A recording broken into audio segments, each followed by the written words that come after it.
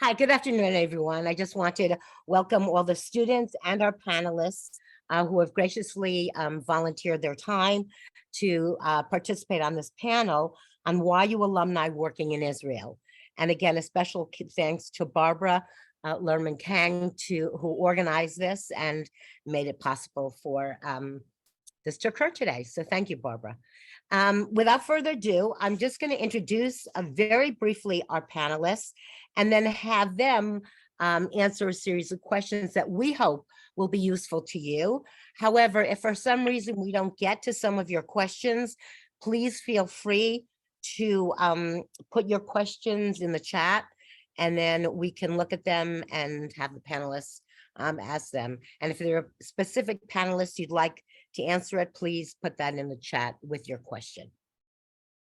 So for those of you who don't know me, my name is Naomi Kapp, and I work as an Associate Director of Advisement in the Shevet Glaubach Center for career, I'm trying to think, help me, Barbara, for career, not advisement and development, but for, Barbara, help me.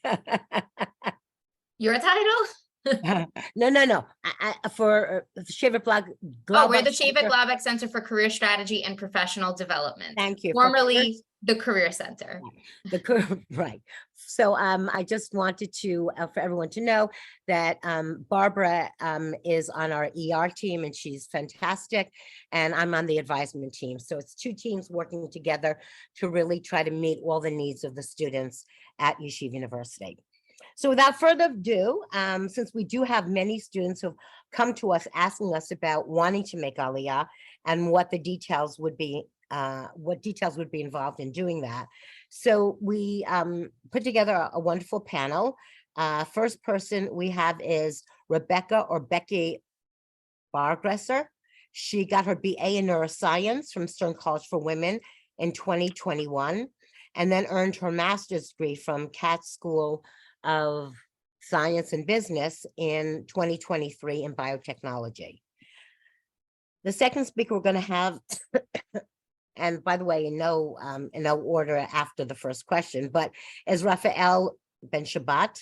He was a Cy Sims School of Business graduate in 2018 with a major in finance.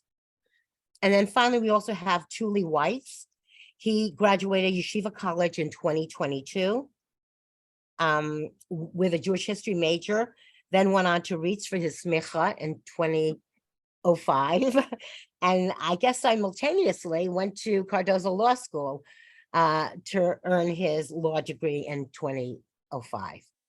So without further ado, I'm going to ask the first question, and starting with Becky. Can you please introduce yourselves? Obviously, I've introduced your names, but stating your name and profession, your current title, your company's name, and a little bit about what you do in your present position.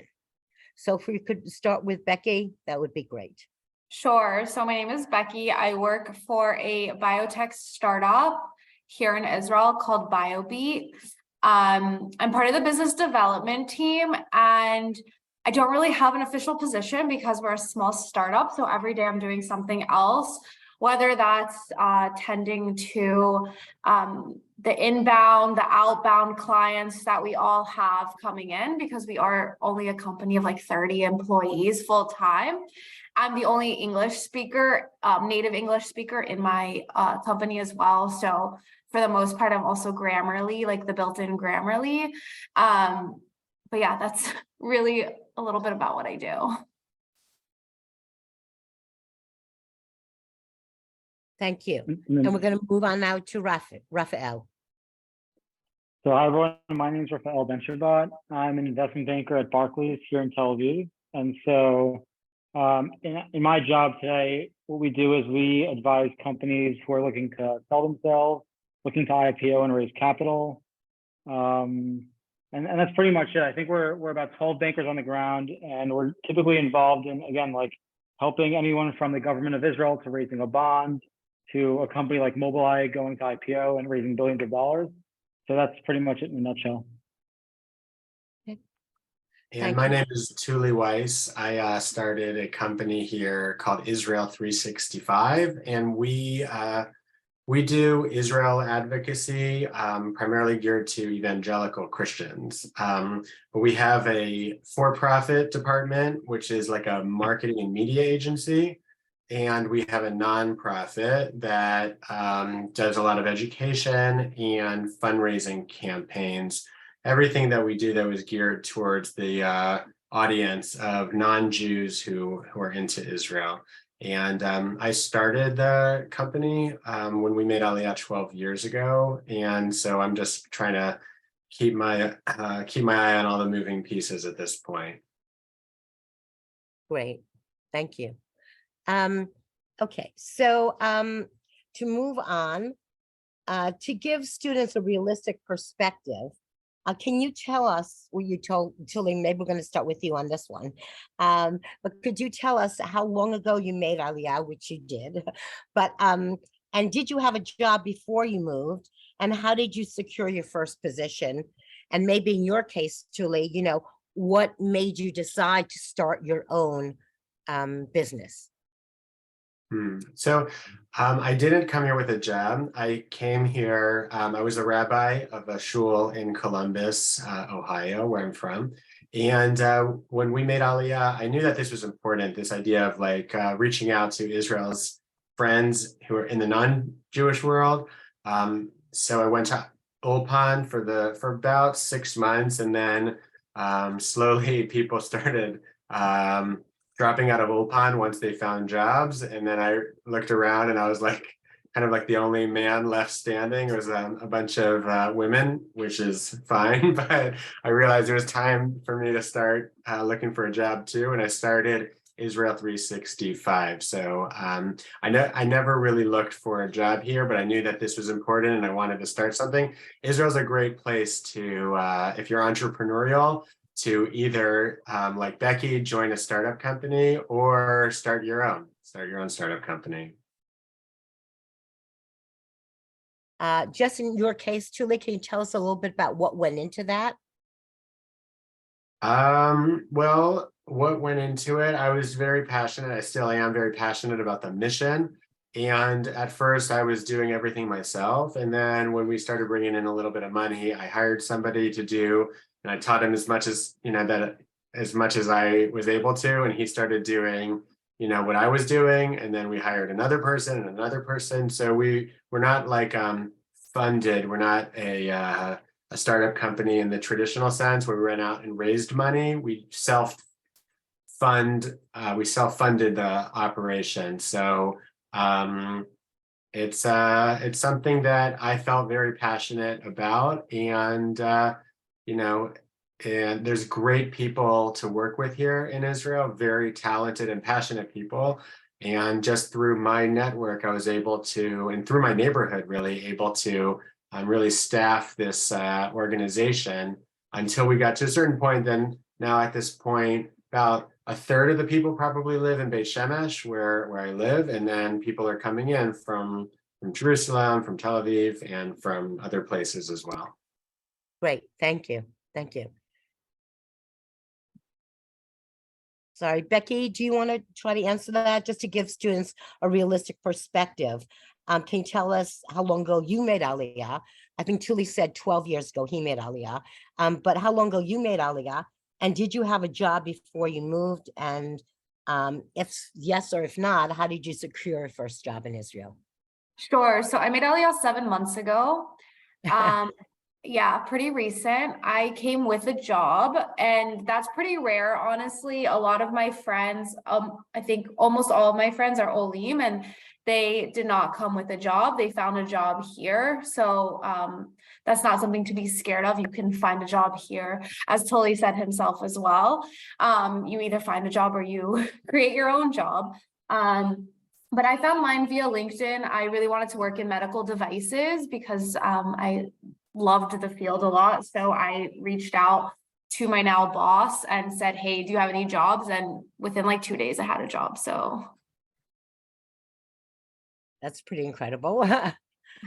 So did you do Ulpan or not do Ulpan? I did do Ulpan like simultaneously with my job. However, I work in high tech in Israel. You don't really need Hebrew that much. But I do want to learn Hebrew to integrate myself in the society. So I've been doing Ulpan at nights. Great, great. And Raphael, can you share a little bit about your journey to Yeah, finding the job? for sure. I think for me, it was extremely like surprising. Like if you asked me before I moved to Israel if this is how it was gonna look, I would never guess in a million years that it would happen this way. But essentially, I was working remotely for a company in New York when COVID hit, as everyone was. And basically in July 2020, I packed up a suitcase and my laptop and just flew to Israel with pretty much just that. And my family had been living in Israel for a couple years before that, so it was a pretty easy transition. So it was just kind of working remotely for the company in New York for, call it 7 months, working American hours till 2 a.m. every night. And then made the transition to Barclays in April of 2021, which was probably about, again, like 7 months after living in Israel. But I've been living in Israel for 3 years total. And I would say it's really a challenge because it's like a chicken before the egg thing. Like I've been on the side of like recruiting people, and I've seen that for us, we always want to see if someone's serious about coming to Israel and wanting to build a career here. And it's much harder to see that if they don't actually live here. So it's always like a tricky question of like, do they really want to live here if they're not currently sitting here? Versus I feel like I had an advantage of kind of dipping my toe in with a remote job and then getting a job because I was actually sitting in Israel doing that job. So that's like my advice is try to find that like even ground. And also I did know that beforehand I did want to move. So I would do like a trip every year or every few months, meeting and networking with people on the ground, in person in Israel.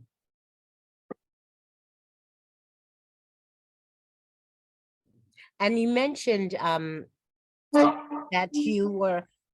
Raphael, you mentioned that your family had actually moved to Israel. So were you already, Yeah. had you already made Aliyah officially with your family when they made Aliyah, or did you make No. Aliyah once? Yeah, it was totally separate. Like I had followed them back essentially. Okay. Yeah. Okay. Great. Just want to make sure. Thank you.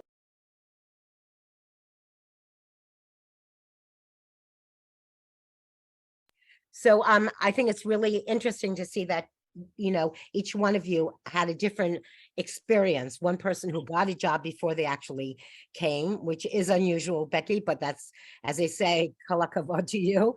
And for Raphael, he actually had a job that was remote that he could continue and support himself in Israel. Though I'm sure like getting together with people was very strange because you had unusual hours. But finally you were able to then transition into an Israeli job. And then Tuli, who kind of created his own job. So I think that's really interesting that we see kind of 3 different possibilities of how to successfully make Aliyah and successfully secure employment. So moving along, what was the Aliyah process like for you? Like, what were any surprises that you're not expecting, either positive or challenging? So I think I'll start with Raphael since he's on already. Can we start with you, Raphael? Yeah, sure.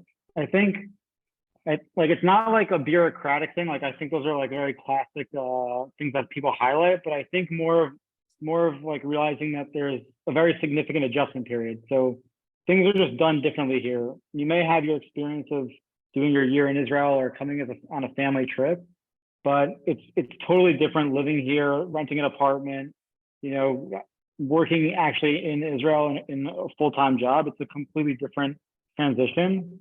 I think there's like a few things that surprised me. I think like it surprised me that as someone who is very familiar with Israel, and I actually did the army here as well before YU, but like I was very familiar with the culture, but there were still times where I was like surprised at how unfamiliar I was with some parts of the culture. So what I would say is it's really important to integrate as much as you can with Israelis. Like it might be very easy to just kind of like attach to like all your American friends and have that situation. That's great.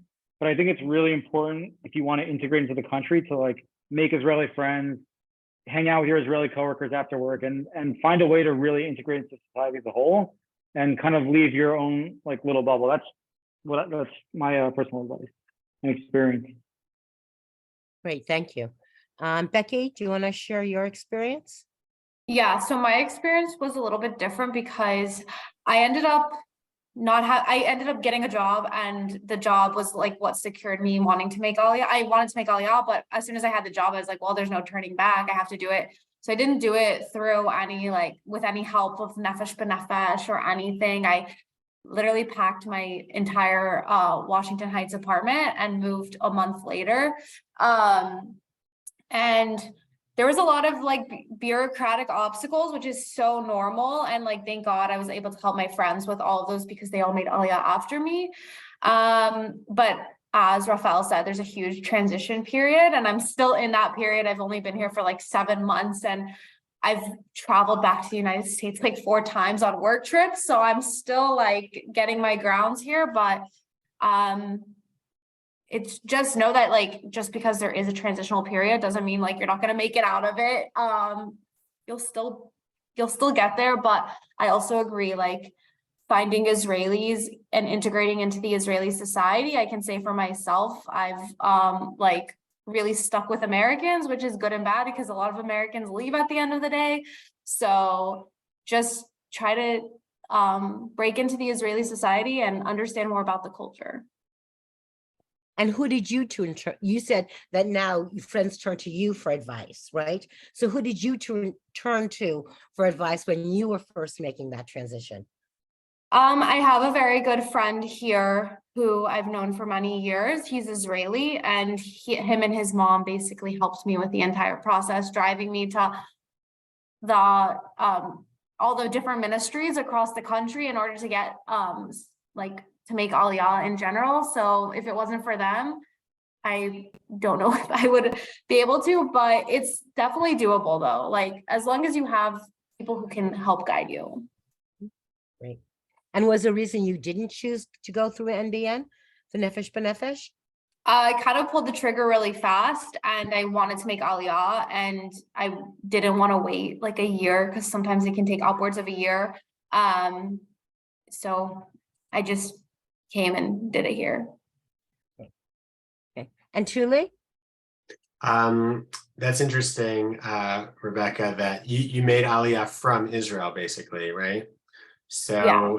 That's harder to do when you come with a family, and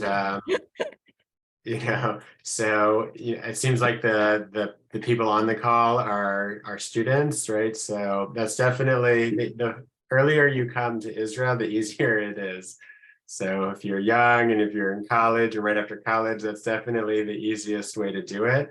Although our process was not that, it does take a year to get all the paperwork together, and we just knew that it was going to be a long process and kind of an annoying bureaucratic process, which it was. So if you know to expect it, then it's fine. It was fine. Nefesh B'Nefesh is amazing. And I'm sorry, is that how you came through Nefesh B'Nefesh? Yeah. Great. Great, thank you.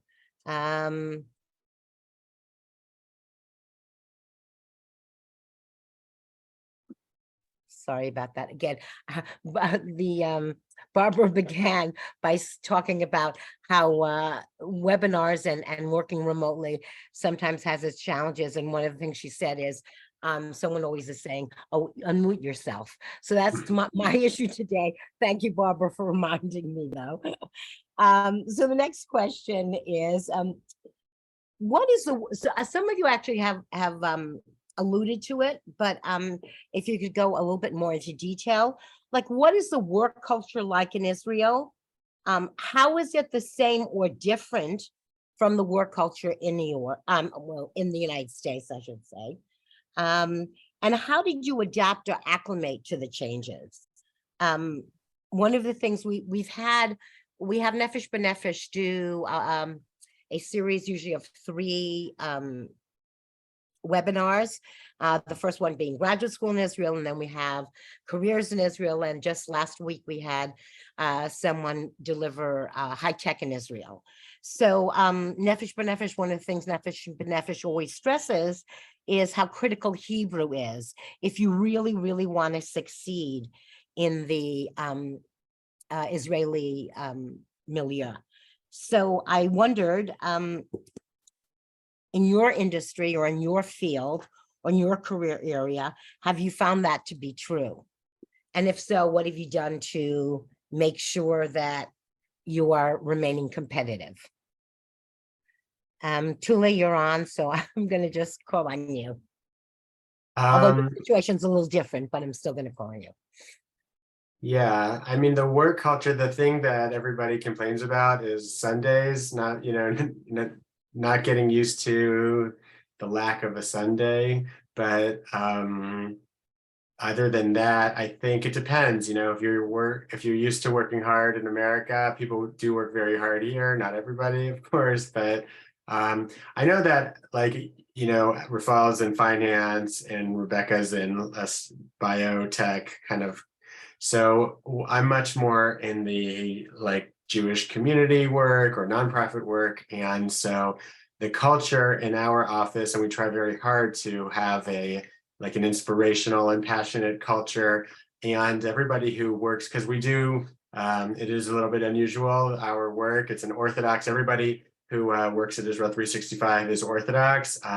Many are yeshiva graduates also, but we're working with non-Jews and we're working with very religious, evangelical Christian non-Jews. So it's a pretty unusual culture, but we have the culture in our office, and we try very hard, is very upbeat and positive, and everybody is like very passionate. It kind of feels like a Nefesh B'Nefesh environment.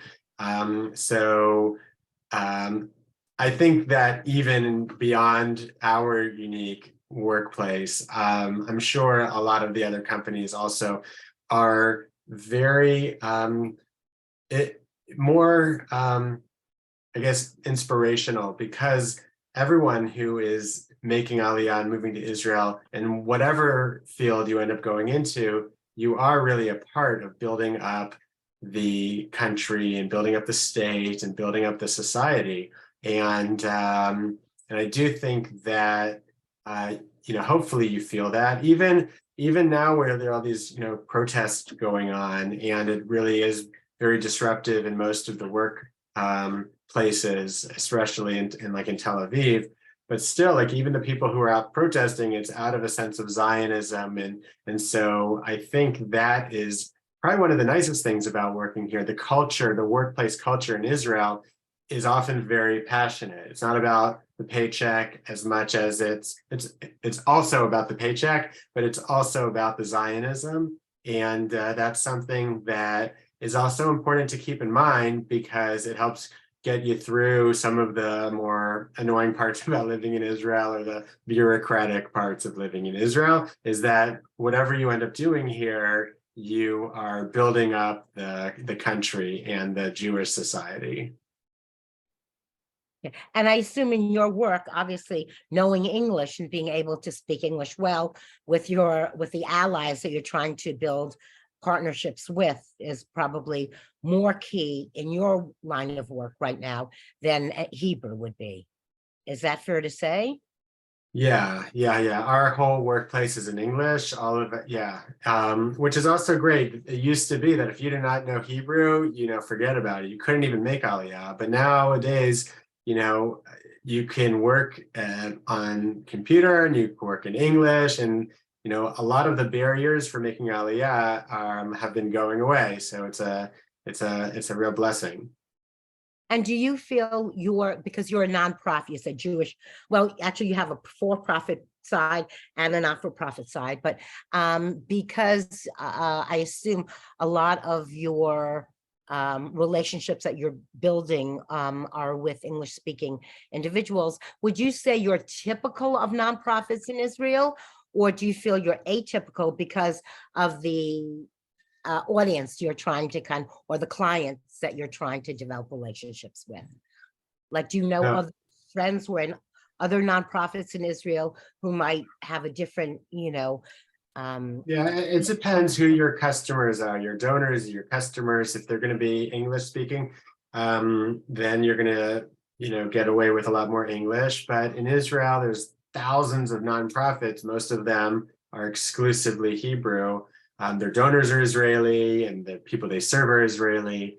But, in our world, I think that we Anglos think like everyone in Israel speaks English and it's all about the relationship with America. And you realize it's really not true. The English speaking Anglo community in America, in Israel, is relatively small. There's, I don't know, like probably like less than 100,000, whereas there's more than 1 million Russians. So there's at least 10 times more Russian speakers in Israel than there are English speakers, although everybody in the business world kind of speaks some English, but there are any language that you come to Israel, gives you a step up. So whether it's Russian or Spanish or Mandarin, any other language that you speak gives you an advantage. Great, thank you. And Raphael, do you want to kind of talk a little bit about your work and how, again, important you feel that Hebrew is for the nature of your work or the nature of relationships that you develop with your clients? Yeah, of course. So first of all, on the culture front, I want to say the culture is pretty awesome in Israel. Like people are extremely direct and cut through the noise. And that's like one of my favorite things about the culture here. And then on the Hebrew front, like we've hired people who don't speak a word of Hebrew. It's possible. And like, there are jobs out there. I think in my world where we're much more focused on Israeli clients, it's not necessary, but it is a huge advantage because I've seen even with my coworkers, the Israelis have two personalities. They have a personality when they speak Hebrew and a personality when they speak English. And it's just like another way to connect a bit closer to people when you speak the same language. And like from a work perspective, there's a lot of work that I wouldn't be able to do if I didn't speak and read Hebrew. Like I've been tossed into situations where someone's like, please read this 300-page legal contract. And like, you're expected to be able to distill that information. So if I wasn't able to do that, there is someone else who could, but it is really important and it's a career differentiator if you can speak Hebrew. And then, like I said, on a relationship level, it does bring you closer to people. And were you already bilingual when you came to Israel? So I did learn Hebrew through the army, and my family used to come to Israel all the time over the summer. So I was in summer camps here.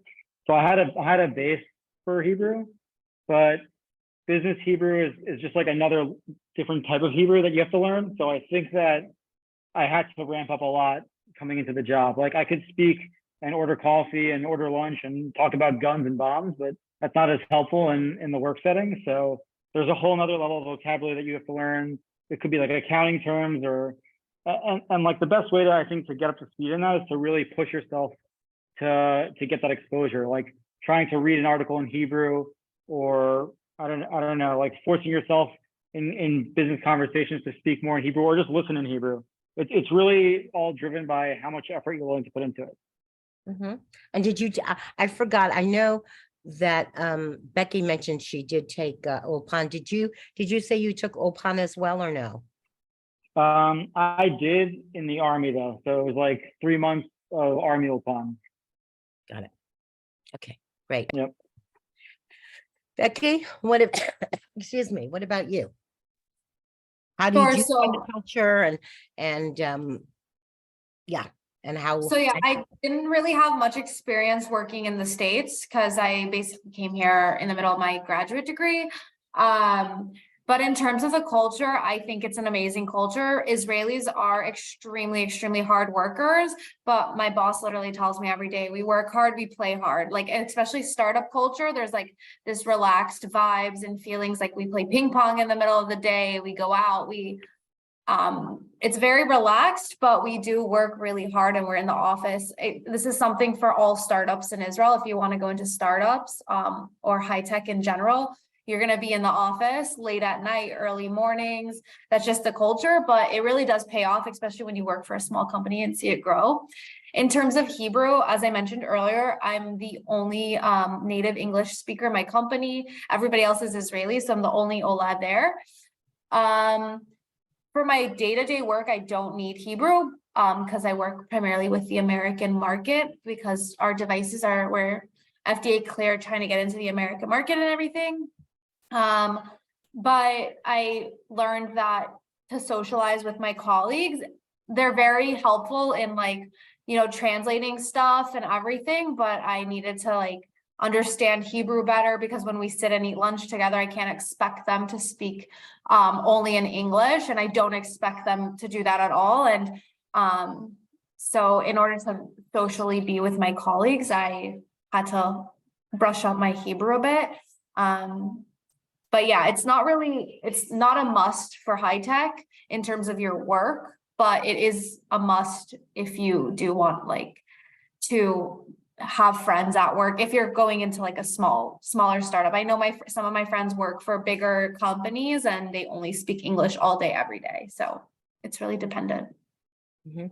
And you mentioned a little bit, Becky, if you go into a little bit more, what would a typical week look like for you in terms of the hours? You said they work hard, but they also play hard. So can you tell me a little bit about what a typical work week would look like hours wise? Sure. So Sundays, it really depends on the week. So Sundays, everybody pulls up to the office at 11 a.m. We leave at 4 or 5. Again, we're dealing with Europe and America, not really in Israel. So we don't work that much on Sundays and we just do our internal meetings. Then during the week, Monday through Wednesday, you're supposed to work 9 hours a day. Of course, if you have something, you can always come and go. But you're supposed to be in the office for 9 hours. And then Thursdays, we usually end a little bit early or have a happy hour in the middle of the day at work. So that's kind of the culture there. And the hours, yeah. And Rafi, I didn't ask you that, but just because I think when Becky was talking about it, kind of came up. But can you talk a little bit about what a typical week hours commitment would look like for you? Talking about work culture. Yeah. I think for banking specific, it can get pretty tough. A lot of the hours are driven by transactions and deadlines. I mean, my first year, I don't think I got home before midnight most nights, and then weekends on top of that. It has improved with time, but yeah, I think for people if you're talking about banking versus America versus New York, it's pretty similar. I think one of the things that Becky reminded me of, which is great. I think the culture in America, if I compare it to New York, is very different. In Israel, it's much more familial. I personally feel the people actually care about you, and I'll go to coworkers' weddings. I'll go if someone has a shiva, everyone goes. It's much more familial and connected, and people really do care about what's going on. And it's a smaller environment. I work on a floor now with my whole team. It's 20 people. And when I was in New York, I was on a 300-person floor where I only knew 20 of those people, and I had no idea what people sitting next to me were doing. So it really does feel like a much more connected environment. Great. And Tuli, I know again that you run your own business, but can you kind of talk a little bit about what your employees, what typical week for employees might look like for you? Yeah, well, since COVID, everything is a little bit different. And now it's we encourage everybody to come to work every day, but in reality, people come to work 3 days a week on average, and then are working from home 2 days a week. And it's not 9 to 5. It's definitely not 9 to 5. A lot of people will leave work early and go do a carpool, and it's pretty relaxed. But people then are logging in and working at night. So I don't know if that's a good thing or not a good thing, but it's just the way it is nowadays. Okay, great. Thank you.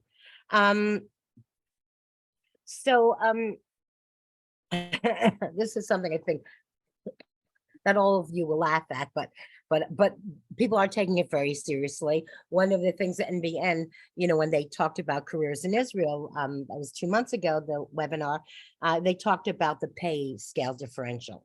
So obviously what we want to do is address that here. Is I wondered if you could talk about the pay scale differential and how difficult was it for you to adjust to, and how do you actually deal with the differences? So again, Truly, only because you're on the screen, I'm going to ask you to go first. I think that the pay is well, I don't know. I mean, I'm in a different stage of life as a lot of, and I think that even though, for families who have kids, so the pay might be a little bit less in Israel, but there's no day school tuition. And so, that's really what everybody understands. That's just the trade-off. So, and again, like if maximizing your paycheck is really important, then obviously Tel Aviv and Herzliya and those areas where the high-tech companies are paying very well, you could make a salary, and the other guys could talk about how it compares to America. But then, in the rest of the country, Beit Shemesh for sure, the pay is lower, but the people who are living in Beit Shemesh are okay with that because they don't have to commute. And, so there's a lot of that goes into that calculation beyond, it's not just a number. There's a bigger picture context that everybody takes into account. And I believe that financially Israel is on par with America, even beneficial. It's easier to raise a Jewish Orthodox family in Israel financially than in America, because in America you need hundreds of thousands of dollars to be able to pay for this tuition, and whereas in Israel you could definitely get by with a lot less money. Mm-hmm. Okay, so the trade-off is with the education of children, healthcare, I assume as well. Yeah, right. And right. then somehow a lifestyle issue, I think you were alluding to. Right. That's somehow Exactly. exactly. Trade-off. Yeah, so I think that balances out. I mean, there's certain professions maybe that you take a huge hit in coming to Israel, but I think for the most part, that's no longer the situation. Okay, great. And Raphael, do you want to kind of chime in? Yeah, sure. Well, I think I've witnessed like a sea change in Israel over the last 3 years in my industry. So like probably pre-COVID, there was a lot less bankers, a lot less VC was big, but there were a lot less VC funds, a lot less startups. And in this last 3 years, all of those industries have kind of exploded, like in a good way. There's just a lot more jobs in all those industries. And at the same time, I would say there's like even more disparity. So like, it's kind of like if you walk into an Israeli like corner store and you ask how much something is, they'll like try to gouge you for the price. Like you're much better going into one of these places armed with the knowledge of like how much people make in that field. And so it's really important to talk to people and ask like, what can I expect to make in this field? And like, even when I was interviewing, I was getting offers and there were giant disparities between the different offers. So it's really important to talk to people and like find out what the pay bands are. I do think for global companies, if you're going to work at a Facebook or if you're going to work at Amazon here, or if, I don't know, Google, like there's a lot of companies like that do pay very well. There is a discount to New York or a discount to California or a discount to any of those bigger cities, but it's definitely not terrible. And the pay can be great depending on the field. Like there are software engineers who are making a lot of money. And I think Becky can probably speak to it even better, but a lot of the startups have generous options packages. So there are a lot of ways for them to make up for it. And in your industry in particular, again, without being too, sharing too much about your own situation, but in general, in the investment banking industry in Israel, what would you say is that, is there a large differential? Is there not? And how do you kind of, I guess, justify? I think the differential, is like pretty negligible between like London and New York. Like there may be some, but it's kind of like, it's just like exchanging one thing for another. Like in Israel, you have like a very robust pension system. So like your employer is matching a ton of money towards that. Like it's maybe your salary is lower, but they like all these numbers are played with. But I think that the differences are pretty minimal. And then like, again, there's VC and other industries within finance that probably pay a little bit less, call it like a 20 or 30% discount to like California or New York, but still pay pretty well. And you can really have a nice lifestyle at within one of those sub industries as well. Great, thank you. And Becky, what about you? What do you have to say about it? Yeah, so as Rafael mentioned also, like, okay, the pay, I don't think it's that much lower than in the United States, but it really is dependent on the field as well, and different companies are different things. And even if the pay is lower, like a bunch of startups, high tech, for example, they give options within the company. So there's great packages so that when your company that you work for does go public, you will get a bunch of shares and options within the company, as well as what Rafael said in terms of like a pension. So personally for my job, my work is matching my pension as well as matching investments every month for me. So they pull out money every month and they match that. And a lot of startups do that as well. And there's a lot of other things too, like there's a lot of extras that you get every month on traveling and a bunch of other things. I also think that Israelis, it's not like the same in America where you're spending all this money a month. Israelis really learn to live with what they have, and they're a lot happier with what they have and how they live. So I think adjusting to that culture, that you don't need all these things, you just have where you like what you make do with, and yeah. Okay, along the same lines, thank you, Becky. Along the same lines, I think kind of it's a bit connected. And it's interesting. I want to start with you, Becky, only because you're again on the screen, although I kind of have a sense of what you might be saying. But also, there are many conflicting, there's a lot of conflicting advice out there on coming already with prior experience in your field versus coming in without any experience, in making Aliyah. And I wondered if you could tell a little bit. So Becky, for you, let's say in the high tech industry or biotech industry or startup industry, can you tell me a little bit about how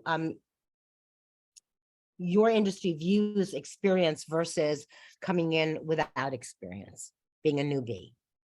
Sure. So specifically for my company and a lot of other companies like myself, they're looking for people who are interested. They may not have as much experience. Again, I didn't have any experience coming in. I made Aliyah when I was 23, just in the middle of my master's degree.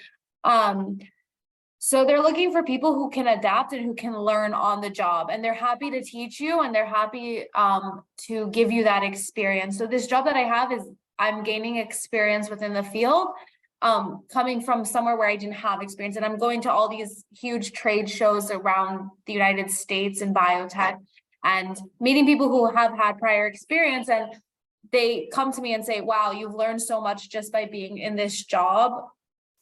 So I know every company is different, but I don't necessarily think you need the best and the most experience to move to Israel and get a job. Also, if you are moving out of college, you will learn that you're going to be the youngest person at any company, because Israelis don't start their lives until 28, 29, 30. So just having your degree at 21, 22 is really impressive to them as well. So, yeah. Okay. And I guess, Tuli, I don't know if there's anything you want to add to it, but just even looking, let's say, again, I think it's more, let's say your employees that you hire, experience versus newbie. Yeah, we also could train anybody coming in pretty quickly. but I'd love to hear if maybe if the students have any questions. Right. So we're going to go to that right now, Tilly. Yeah. So we're going to move now to the question and answer. So does anyone have any questions that they want to put into the chat? Or that they want to, yeah, I think best thing is to put in the chat and I'll just read it, or Barbara will read it out. Hannah had her hand up. Feel free to unmute yourself. Okay, Hannah, go ahead. Thank you. Thanks so much, everyone, for coming and speaking. Building off of the whole experience thing, do you think that people who have experience specifically in America and the States are more at an advantage than other people, or is that just not on people's radar? Raphael, do you want to answer, just because I think maybe you didn't get a chance to answer? Yeah, happy to cover that one. I mean, I don't think it's crucial. Like, you can just come here after college, and depending on the industry, you can probably find a job. It's not a must. I personally worked for 3 years in New York beforehand, and I'm very happy I did it. Like, it was great to work in a giant company and try to like navigate where I, in that giant machine, like, what should I do? How do I get things done? Versus like now I'm in like a much smaller place, and like having those two things to compare and contrast. And I also just think like you guys are sitting in the city, you're in like one of the best job hubs of all time. It's a great place to get experience. I, again, really enjoyed working in that environment, and then having that perspective. Like, it's not really what you're going to learn at whatever job it is. It's more the perspective of like, I know how to operate in like a giant company, and I can then go to like a startup and navigate there as well. Like, being flexible and being kind of like that person at the company is a Swiss Army knife who can do pretty much anything. Thank you. Thank you. Did that answer your question, Hannah? I think that job experience is important, of course, but there's really pros and cons, and you can make the argument that having Israeli job experience is better than American. You can make the other argument. So it's but I think that the quicker you get to Israel, the better in general you're going to be professionally and personally. Great. Thank you. Anyone else have a question? Yeah, I'll ask a question. Thank you so much for coming. As someone who wants to go into like the nonprofit NGO field, I kind of have this struggle of not knowing how to best prepare myself for that. So if you have any advice on like, if grad school, what kind of work experience, what kind of things we can do to get to be someone who you would hire one day, like what would you say is something that I could work on, or like paths that could get me there? So Tuli, I think that's directed at you. Yeah. What year are you in? I'm a junior. You're a junior. So again, like whatever you want to go into, I think that even grad school, they have great grad schools here.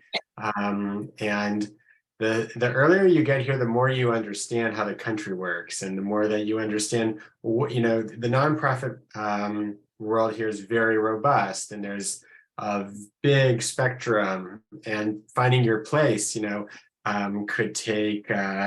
will take some time. So I don't know. It's not like it used to be where having a lot of degrees really gave you a big advantage. I think having, finding the right fit, and English is a huge advantage, and being able to write well in English and having contacts in America, especially when it comes to either marketing or sales and marketing. That's something that every Israeli company is looking for their customers or their donors or their constituents outside of Israel. So being connected to growing up in America, you have these great advantages. So if you're the problem is, a lot of people really want to make Aliyah, and then kind of life gets in the way.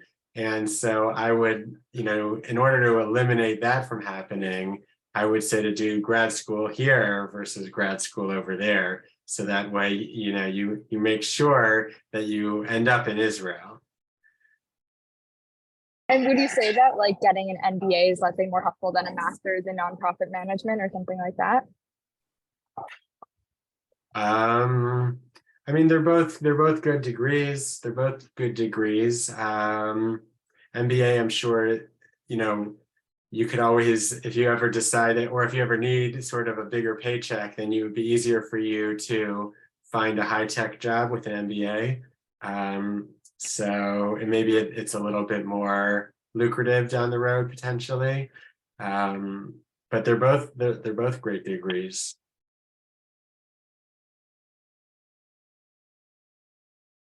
Any other questions? So maybe. I know before- Ezra has a question. I Oh, could Ezra, tell. go Ezra. ahead. Please, He's thank been you. there the whole time. I could Okay. feel a question. Go ahead, Ezra. I'm just listening, gaining a lot of information. No questions right now. Thank you, though. Any other questions? So if there are no other questions, and not that I want to rush it, but if maybe there's just one piece of advice that you want to, each of the speakers want to leave students with as we kind of end the panel. And I want to, first of all, before we do that, I just want to thank everyone, the panelists, that you offered a really interesting perspective. I think a perspective that sometimes NBN does not offer. So I really appreciate the complimentary, information that you offered students. So, so really thank you, Becky, and thank you,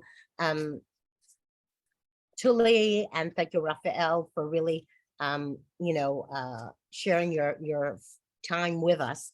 Thanks to students also for coming. So last go around is just, any last piece of advice that you want to offer students who are seriously thinking about Aliyah.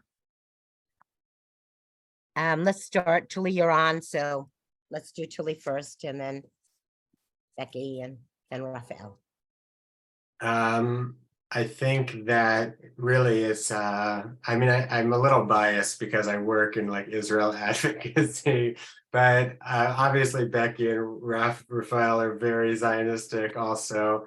So I think they would agree that making Aliyah is really, really a great privilege and a great life decision. And whatever, thank God we have a great economy, and you can excel professionally here in Israel, I think, much further than the equivalent in America, because there's a shorter path to the top of the ladder here. And so you can excel professionally. And if that's what you're shooting for, then you'll find a lot of fulfillment. And if it's not what you're shooting for, if you're looking just for personal satisfaction, so people in Israel have a very, very high quality of life and the high happiness factors. And so the sooner you get here, the better it will be, both personally and professionally. And I'm very happy to, if anybody wants to stay in touch, happy to answer any questions you may have. It's wonderful that you're considering Aliyah, and don't let it slip away. Great, thank you.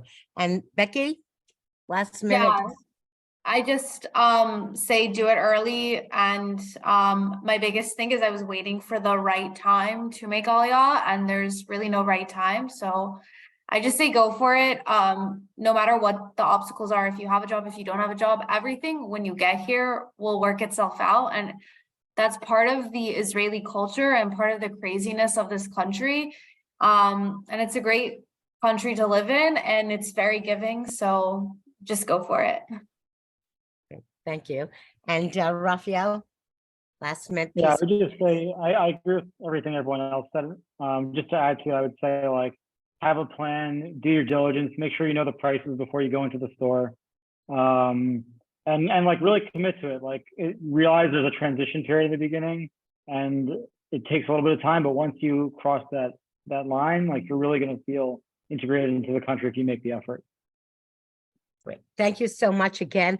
And I just want to say from our Director of Employer Relations, Todd Leichpech, wanted us to thank you, specifically the speakers who gave of their time today, Rebecca Bargrasser, Raphael Ben Shabbat, and Tilly Weiss.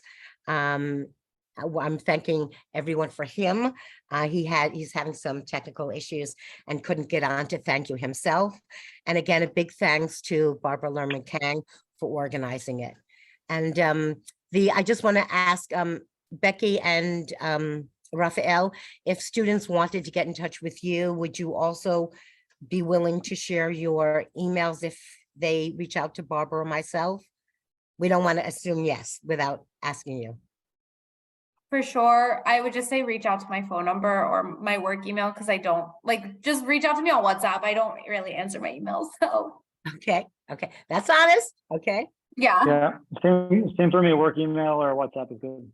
Great. Thank you. Okay. Thank you, everyone. Have a great evening to our Israeli Thank panel. you, Naomi. Have Thank a you great- very much. You're welcome. Bye, And everybody. for our students, have a great rest of the day. Bye-bye. Thank you.